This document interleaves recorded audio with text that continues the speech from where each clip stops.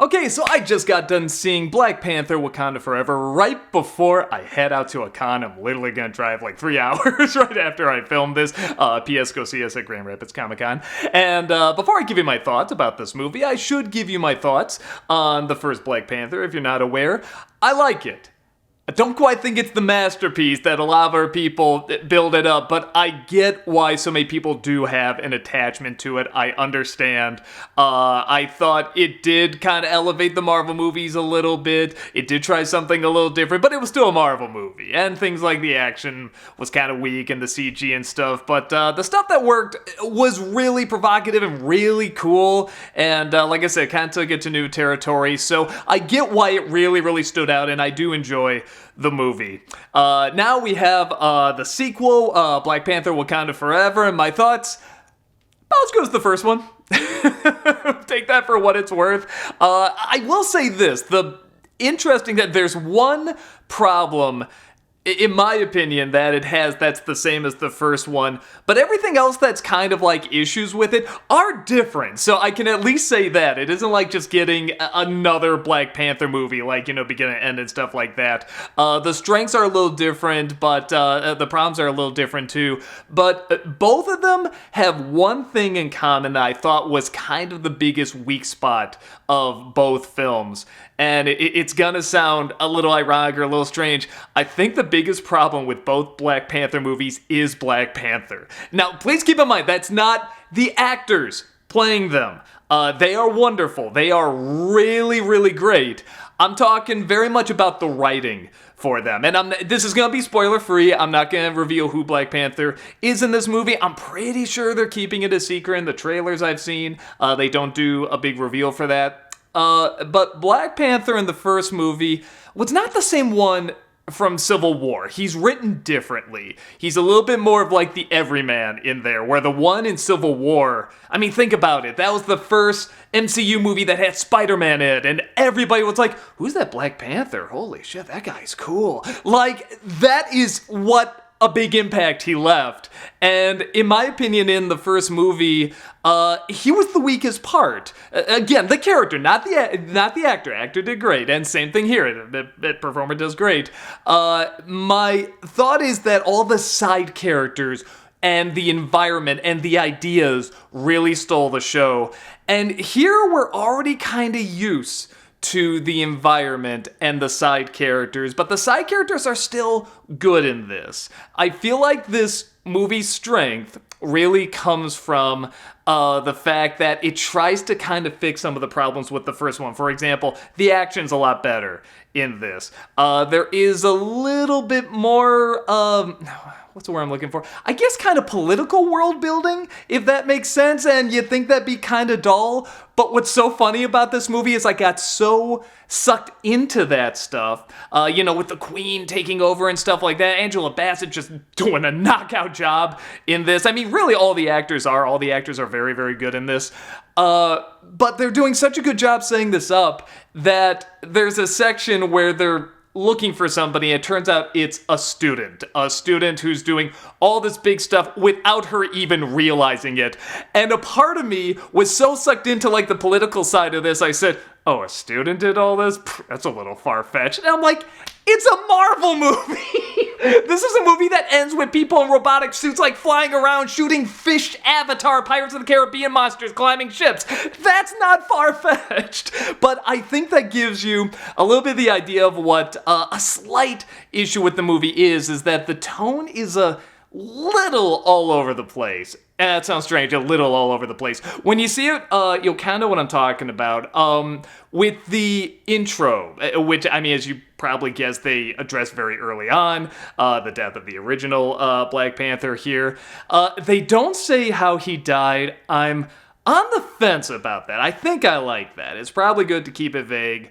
But the way they show it, it's effective, but it kind of goes back and forth between a celebration and a mourning. Now that sounds good. That sounds like you want a good variety there, but it kind of flip-flops back and forth so quickly that it kind of plays with your emotions and can't let them always sit in a moment. Honestly, the most powerful scenes in this film, in terms of addressing Chadwick Boseman, is the quiet moments. When it is quiet, like no music or anything, it's really, really effective. Now, on that note, I'm getting the goddamn soundtrack to this movie, because this music's phenomenal. Like, the songs, the orchestrations, the chorus work, the variety of different music. Anytime I was starting to get a little sucked out of the movie, like I'm just not getting sucked in anymore, like, the music is what pulled me back in. Like, it's really spectacular, so I wanted to give that a shout out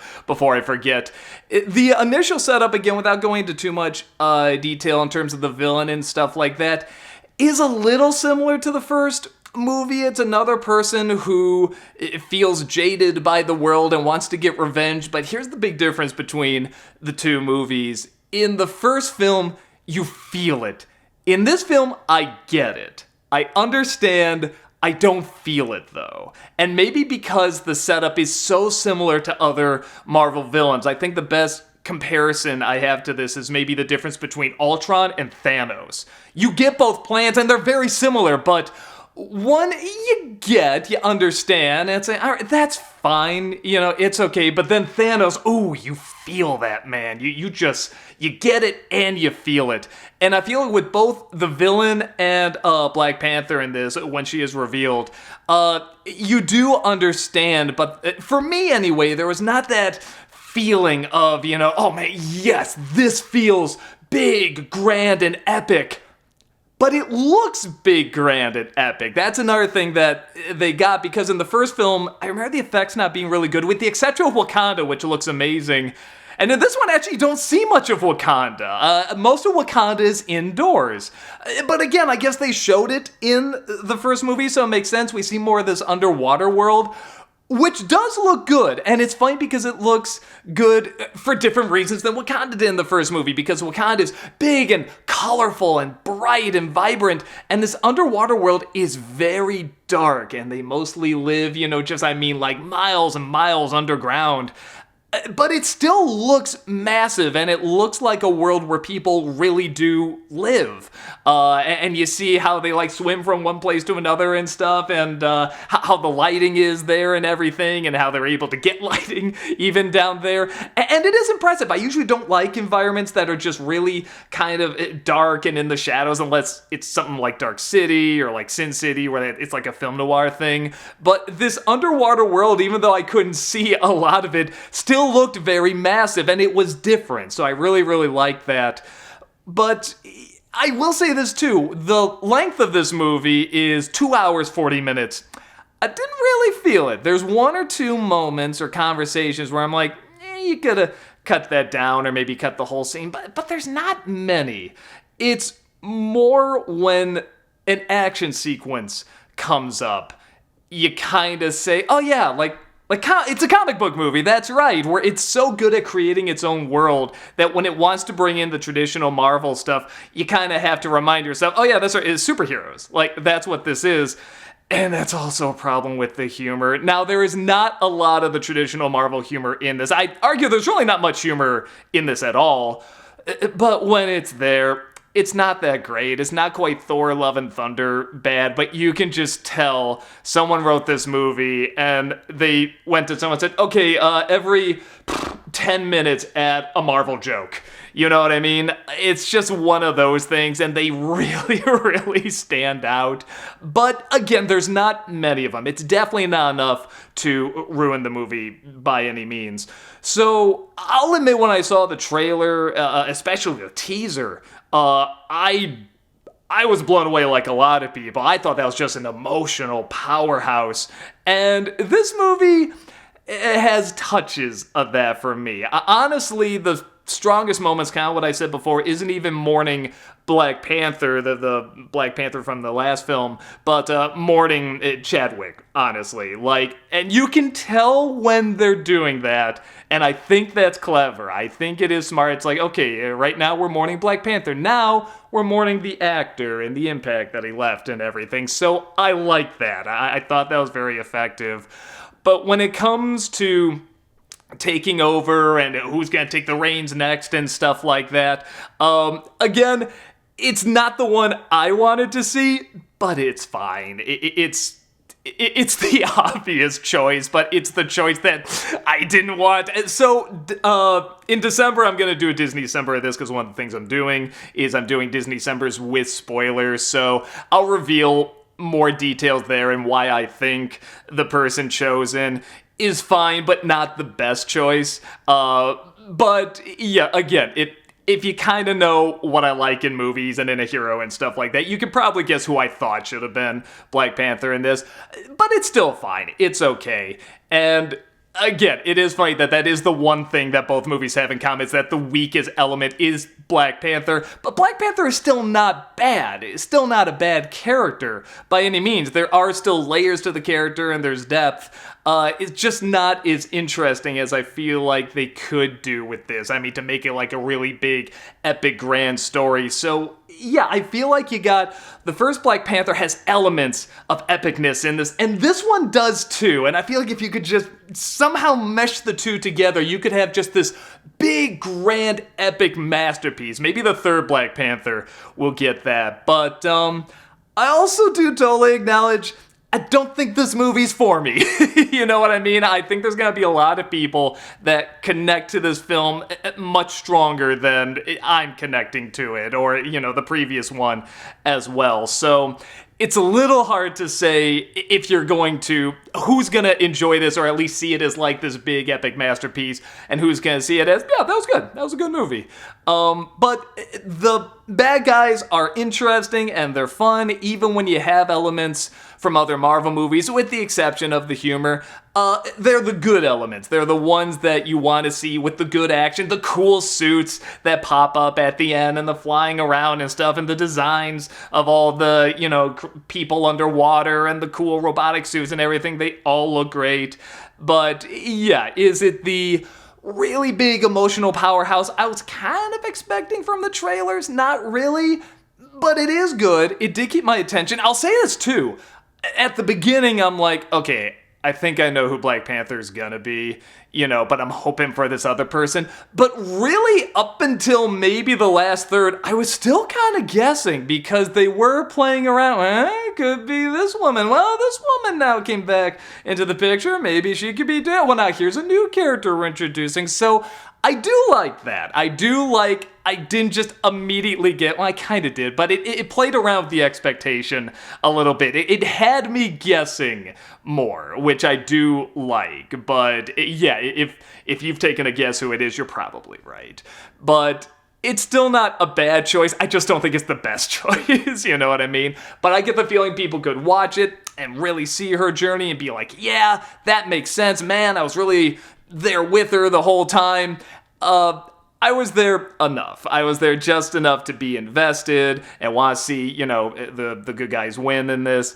But there wasn't quite enough. There wasn't enough of a different core at the center. At the center, it's still a Marvel villain who says, hey, I don't like humanity. Let's get rid of them. And there's not too much else on top of that. And even though the villain is acted very, very well in this, I will say, and this is probably just a thing personally for me, I cannot take those flying feet seriously. They cracked me the hell up every single time they're on screen. Thank God he doesn't use them much. They really do focus more on him being like this interesting villain. He's a very charming villain too. Again, all the acting in this is very, very good. But yeah, anytime I saw those little wings go like that, it just cracked me up. Maybe you won't have that problem. I was doing that even at the trailer. That's the one thing where I'm like, I don't know if I can do that. So thankfully there's not a ton of that in there. Maybe you won't even notice. But yeah, I think it's a good film. With that said, would love to know your take on it. did you think it's better than good? Like, it's actually like this really grand, epic follow-up to the first film? Because that is something that is really tricky. I mean, you have to do a follow-up to Black Panther when the actor who played Black Panther died. You know what I mean? Do you feel like it makes sense, the choice they made? Did they make that choice in the comics, too? I mean, that's another thing, too. I mean, they could just be following the source material. Do you feel like it's nowhere near as good as the first one? Do you feel like, oh man, they shouldn't have even like made another movie, they should have just left it? Or are you somewhere in between, like I am? I mean, I'm more positive than negative. I definitely had a good time with this. There's enough good stuff in it to say, yes, go see it. It's a good movie to see. It just wasn't the grand epic I was necessarily hoping for. But I would love to know your thoughts on this movie, because again, I thought the first Black Panther was good, but a lot of people really took that close to their hearts, and I get that. I'm really curious if this movie had the same effect or not. Because again, I kind of get a feeling it isn't made specifically for me, and not everything has to be. So I do think it's good. I do recommend it. Let me know your thoughts if you've ever checked it out, when you check it out, because I get a feeling everyone's going to see this movie. And I will see you next time. Take care.